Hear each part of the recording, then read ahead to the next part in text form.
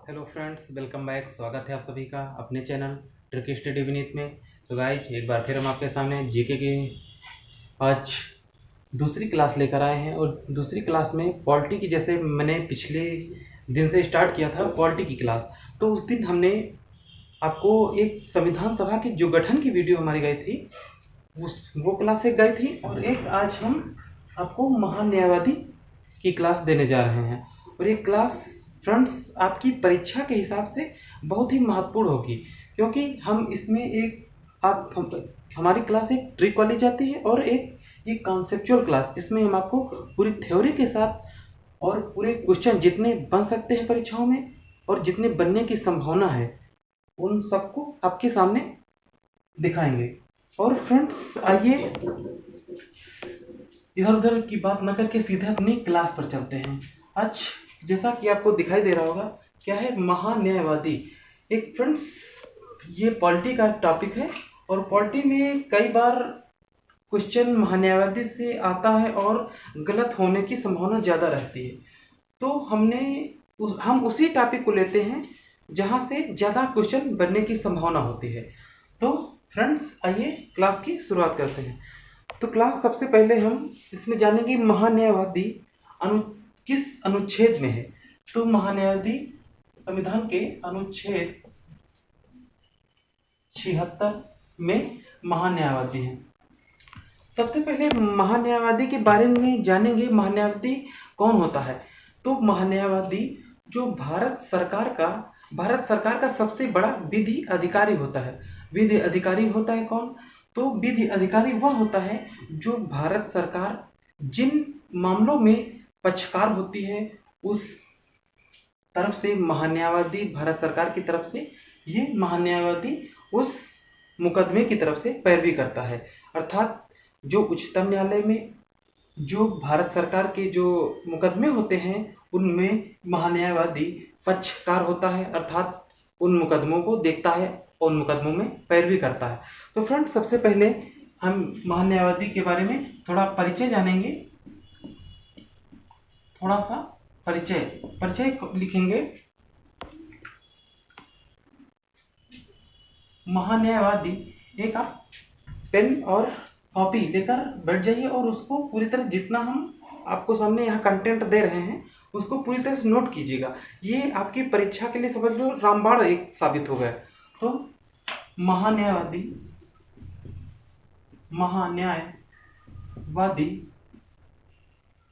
संविधान के,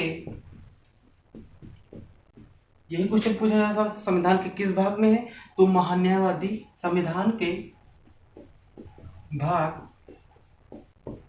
5 में, भाग 5 के अंतर्गत अनुच्छेद 76 में पद सृजित किया गया है। पद सृजित किया गया है। और इसमें के अंतर्गत दूसरा पॉइंट नोट करेंगे। यह भारत सरकार का सबसे बड़ा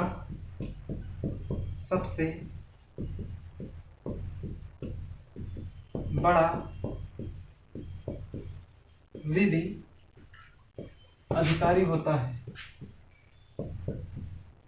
फ्रेंड्स, आपको हम पॉइंट्स के बारे में बताएंगे पूरे विस्तार से। तो पहले जानेंगे महान्यायवादी जो संविधान के भाग 5 के अंतर्गत जो अनुच्छेद 76 में है, महान्यायवादी के पद का सृजन किया गया। और यह भारत सरकार का सबसे बड़ा विधि अधिकारी होता है। अर्थात भारत सरकार जिन मुकदमों में पक्षकार होती है उसकी तरफ से ये महान्यायवादी मुकदमों में पैरवी करता है। तो आइए फ्रेंड्स, अगला पॉइंट इसमें जानते हैं। महान्यायवादी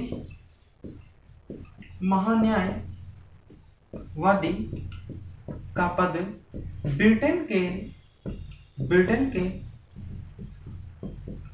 अटॉर्नी जनरल ब्रिटेन के अटॉर्नी जनरल से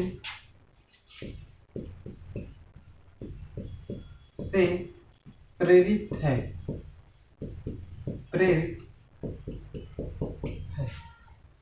क्या महान्यायवादी का जो पद है ब्रिटेन की अटॉर्नी जनरल से प्रेरित है?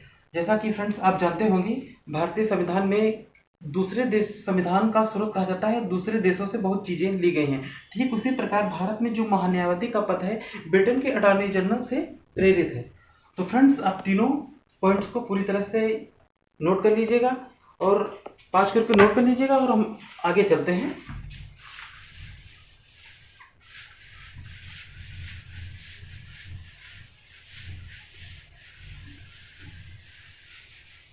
आइए अब हम महान्यायवादी की नियुक्ति पढ़ेंगे। इसकी नियुक्ति कौन करता है? तो जो ये विधिधिकारी होता है महान्यायवादी, हालांकि इसको राष्ट्रपति नियुक्त करता है, लेकिन जब राष्ट्रपति संघीय मंत्रिपरिषद की सलाह पर ही इसको नियुक्त करता है। किसको? महान्यायवादी को संघीय मंत्रिपरिषद के अनुसार। अर्थात संघीय मंत्रिपरिषद कौन होती है? जिसमें प्रधानमंत्री और उसके कैबिनेट मंत्री जो होते हैं उनसे सलाह लेकर ही उसमें शामिल करता है। संघीय मंत्रिपरिषद के संघीय मंत्रिपरिषद की सलाह पर नियुक्त करता है। संघीय मंत्रिपरिषद की सलाह पर नियुक्त करता है। और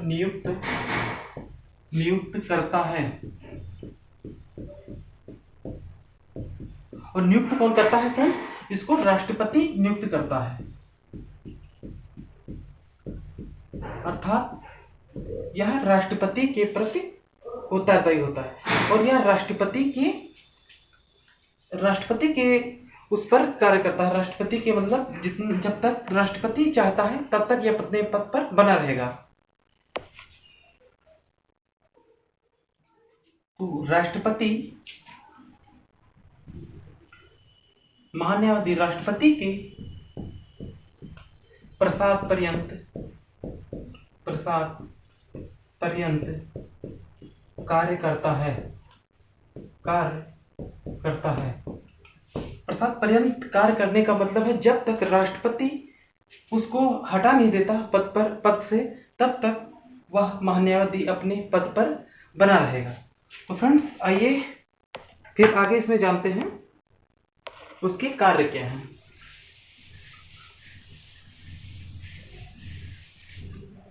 आइए जानेंगे राष्ट्रपति के कार्य।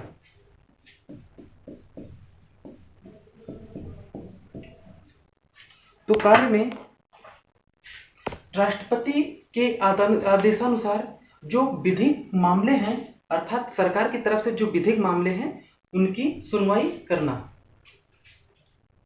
सरकार के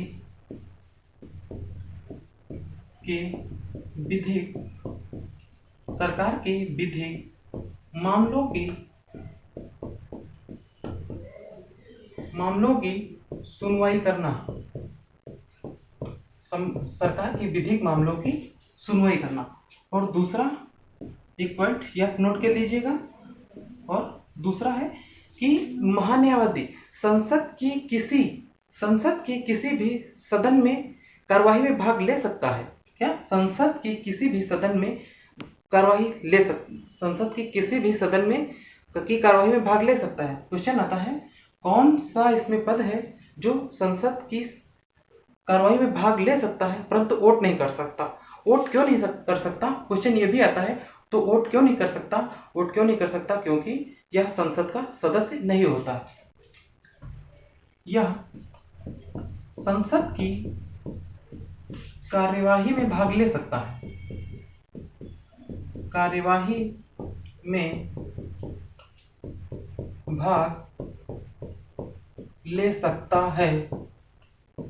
परंतु अपने मत का प्रयोग नहीं कर सकता। अपने मत का प्रयोग नहीं कर सकता, क्योंकि यह सदन का सदस्य नहीं होता, क्योंकि यह सदन का सदस्य नहीं होता है, नहीं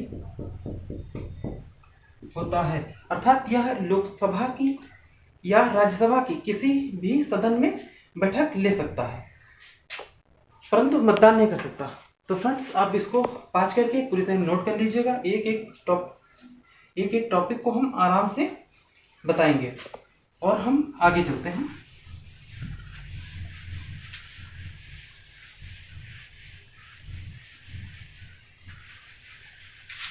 आइए जानेंगे इसकी योग्यता क्या होनी चाहिए। तो योग्यता, तो सबसे पहले योग्यता के बारे में, महान्यायवादी का कार्य सिर्फ यही है कि वह विधिक मामलों की जो सुनवाई करना, अर्थात जो सरकार की तरफ से जो मुकदमे होती है, जो सरकार जिस तरफ से पक्षकार होती है, उन मुकदमों की सुनवाई करना, तो उनकी तरफ से ये महान्यायवादी ही उच्चतम न्यायालय में उन मुकदमों में पैरवी करने जाता है। तो उसकी योग्यता क्या होनी चाहिए? इस महान्यायवादी की योग्यता सुप्रीम कोर्ट के जज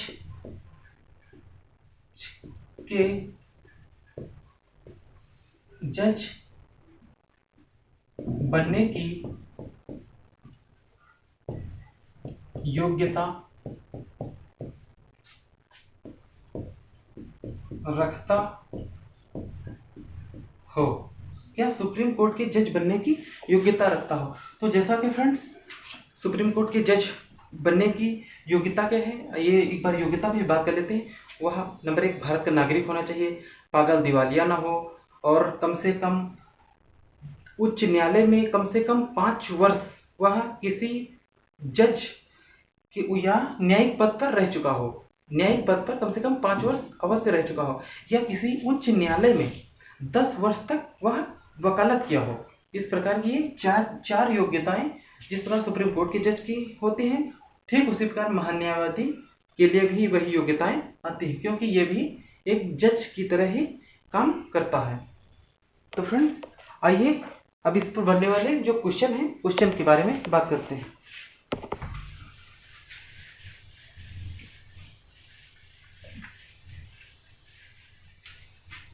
क्वेश्चन आता है, भारत का सबसे बड़ा विधि अधिकारी कौन है? तो सबसे बड़ा विधि अधिकारी तो सबसे बड़ा विधि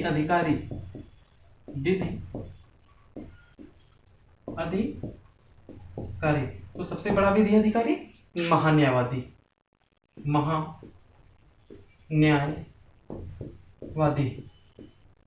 सबसे बड़ा विधि अधिकारी महान्यायवादी होता है। इसकी नियुक्ति किसके द्वारा की जाती है? तो नियुक्ति राष्ट्रपति के द्वारा,